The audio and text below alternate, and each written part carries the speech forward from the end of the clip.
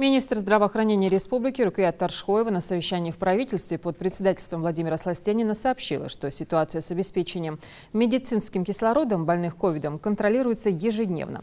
На данный момент имеется резерв жидкого и газообразного кислорода. По ее словам, все 5 медорганизаций республики НГБ и РКБ, Сунжинская, Малгобекская центральная районная больница и Детская республиканская клиническая больница полностью обеспечены запасами оксигена.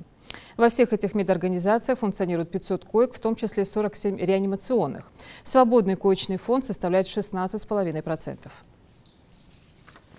Ситуация держится под контролем, у нас перебоев нету. На сегодняшний день запасы жидкого кислорода по учреждениям имеются. Мы перешли на экстренную ситуацию, то есть жидкий кислород мы больным подаем в ночное время с 12 до 6 утра. А в дневное время мы перешли на баллоны, когда задействовать сотрудников рабочих будет нам проще, чтобы ночной перерыв у них тоже был.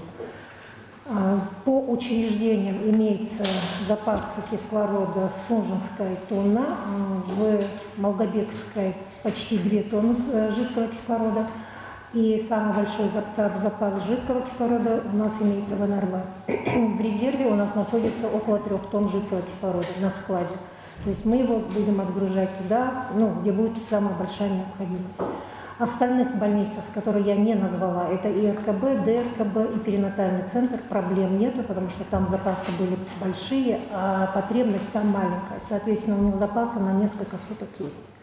Это я говорила про жидкий кислород. По газообразному кислороду у нас ежедневно поставляется кислород в НРБ, в Сунжу и в Малгобек. Тоже проблем пока нету, мы нивелировали вот эти недостатки, которые по жидкому были, и газообразный кислород.